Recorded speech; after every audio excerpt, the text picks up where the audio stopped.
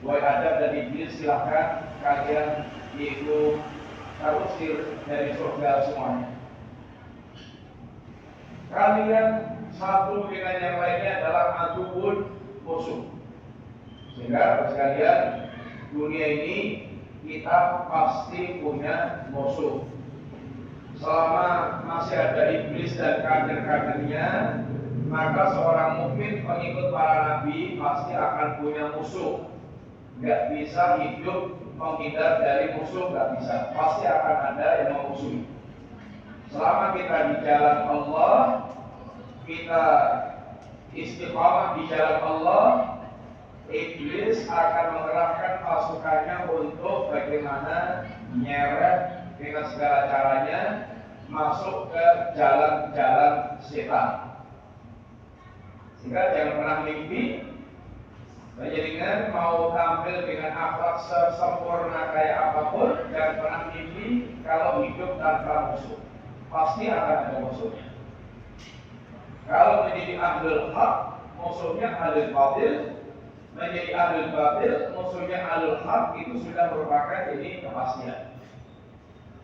Wa inna ya'tiyannakum minni huda. Apabila telah datang kepada kalian petunjuk dariku, petunjuk dari Allah Ta'ala yang dibawa oleh para nabi dan para rasul dengan wahyu Allah Subhanahu wa Ta'ala, faman ittaba'a hudaya fala yadhillu wa la yashqa. Kata Allah, barang siapa yang dia mengikuti petunjukku, dia tidak akan sesat, tidak akan celaka. Allah memberikan petunjuk dalam bentuk risalah wahyu yang dibawa oleh para nabi dan para rasul yang datang ke muka bumi sebagai utusan Allah. Lalu petunjuk ini akan menjadi pembeda antara orang yang mereka mengikuti wahyu dengan mereka yang mendustakannya. Mereka yang kemudian mengikuti petunjuk Allah, bimbingan Allah, jaminan yang Allah berikan, la yadhillu wa la yashqa. Dia tidak akan sesat, tidak akan celaka. Dengan syarat betul-betul dia jujur mengikuti wahyu. Ada orang yang mereka zahirnya mengikuti wahyu, tapi sesungguhnya hakikatnya tidak mengikuti wahyu. Orang-orang munafik zahirnya kayak mengikuti wahyu, tetapi batinnya adalah kafir. Mereka orang sesungguhnya tidak punya selera apapun mengikuti wahyu. Kok kelihatan mengikuti wahyu? Karena dia punya kepentingan untuk melakukan tipuan-tipuan kepada kaum ini. Yuhadi'una Allah walladzina amanu. Mereka pengennya menipu Allah dan menipu kaum ini. Tapi wa ma yakhda'una illa anfusahum wa ma yashurun. Mereka tekadnya menipu diri mereka sendiri, tapi mereka enggak nyadar. Justru mereka sedang menipu dirinya sendiri. Kalau sekalian, termasuk diantaranya orang-orang yang mereka dalam beragamanya suka mengikuti seleranya sendiri. Maka para ulama menyebut atau menggelari ahlul bid'ah itu dengan ahlul ahwa. Ahlul bid'ah dengan ahwa karena dekatnya mereka beragamanya lebih cenderung ikuti hawa nafsunya. Bukan mereka juga bawakan dalil-dalil dalil-dalil yang dibawakan itu untuk mendalili yang cocok dengan kemauannya. Kalau dia ketemu dalil yang tidak cocok dengan kemauannya, dengan jalan pikirannya, dalil itu kemungkinan satu ditolak. Kalau bisa menolak, ditolak.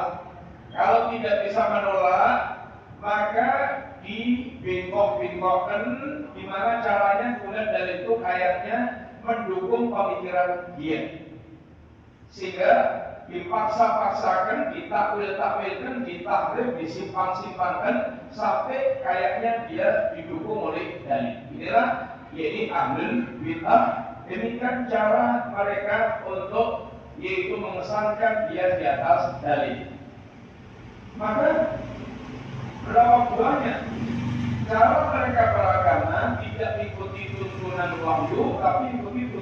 hawa nafsu. Contoh. Imam Syafi'i cara mengajarkan kita beriman seperti perkataan beliau, amantu billah wa ma jaa'a 'anillah ala muradillah wa amantu bi Rasulillah sallallahu alaihi wasallam wa ma jaa'a 'an Rasulillah sallallahu alaihi wasallam ala muradi Rasulillah sallallahu alaihi wasallam. Saya beriman kepada Allah dan semua yang datang dari Allah caranya sesuai dengan kehendak Allah. Saya beriman kepada Rasulullah SAW dan semua yang datang dari Rasulullah SAW caranya seperti yang Nabi inginkan. Terus kalian, kita yakin seyakin-yakinnya isi kandungan Quran dan hadis Nabi seperti yang Allah ungkapkan. Satu, Allah mengatakan, "Wa man asdaqu minallahi qila." Mana ada yang lebih jujur perkataannya dibandingkan dengan Allah Subhanahu wa taala. Artinya, apa yang Allah firmankan dari awal sampai akhir semuanya adalah benar, adalah as-sidqu, adalah kejujuran, tidak mengandung kedustaan 0,1% pun. Semuanya adalah kejujuran. Jujur itu artinya sesuai dengan kenyataan. Setiap apa yang Allah katakan akan sesuai dengan kenyataan. Gak ada unsur dustanya. Ini jujur. Dan seorang mukmin, sekalian, akan meyakini setiap yang dikatakan Allah adalah pasti benar. Pasti benar. Ini pertama yang kita yakini. Yang kedua, wa man ahsanu minallahi haditha. Mana ada yang lebih indah ungkapannya dibandingkan dengan Allah Subhanahu wa taala. Mana ada yang lebih indah ungkapannya dibandingkan Allah. Artinya seluruh ungkapan Allah itu adalah yang terindah, yang terbaik, yang paling fasih, yang paling bagus.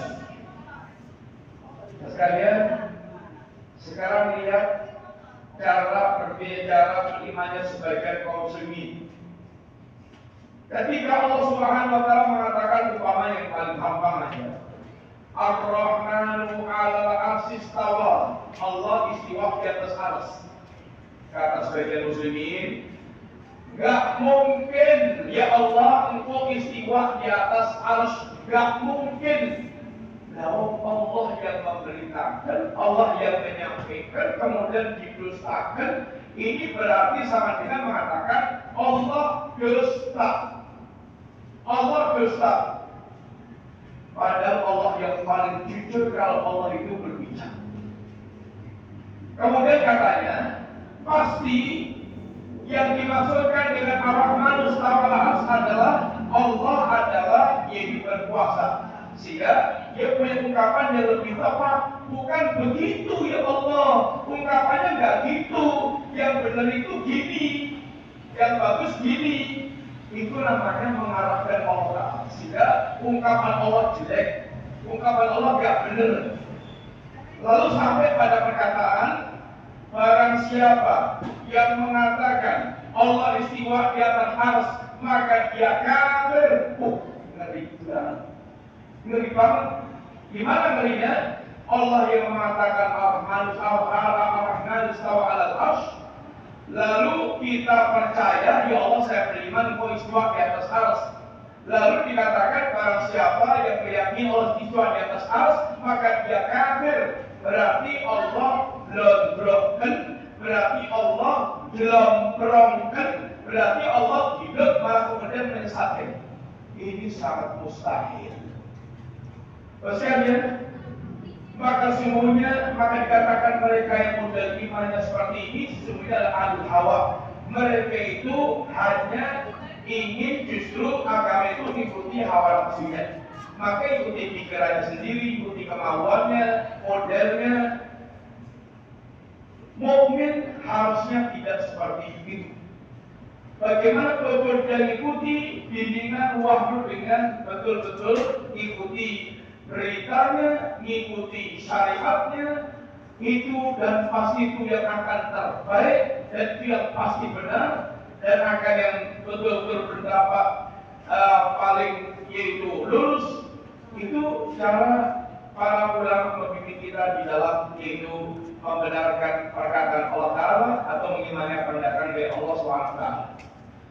Barang siapa yang mengikuti petunjukku dengan betul-betul sejujurnya diikut petunjuk Allah SWT, maka dijamin Allah tidak sesat dan tidak celaka.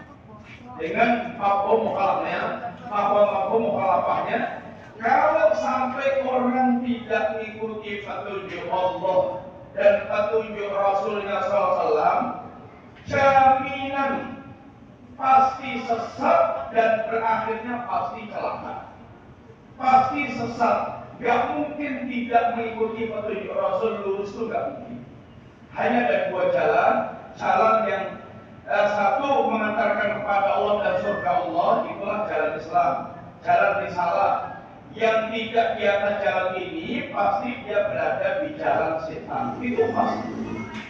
Mau dinamai apapun jalan itu, kalau bukan jalan Islam itu jalan setan. Itu pasti. Sehingga seorang yang mereka betul-betul yaitu jujur beragama, dia akan mengikuti apa yang menjadi bimbingan Allah Subhanahu wa Ta'ala. Ya tentunya dengan punten itu membutuhkan kita belajar. Maka belajar agama itu adalah kewajiban pertama. Bahkan sebelum kita ini bertauhid, sebelum kita betul-betul yaitu bagaimana kita mewujudkan tauhid, maka kita diwajibkan Allah supaya memahami makna tauhid la ilaha illallah. Fa'lam annahu la ilaha illallah. Berilmulah Anda tentang kalimat la ilaha illallah. Fa'lam annahu la ilaha illallah, dan ngapunten itu bukan apa-apa untuk kita tahlil, tapi fa'lam la ilaha illallah agar kita betul-betul berilmu, agar kita betul-betul paham. Pahamilah, ilmuilah tentang kalimat la ilaha illallah sehingga kita bisa mewujudkan kalimat itu dengan sebenar-benarnya. Wa man a'rada an dzikri, barang siapa yang dia berpaling dari petunjukku, berpaling dari petunjuk Allah, lari mengikuti pikirannya sendiri.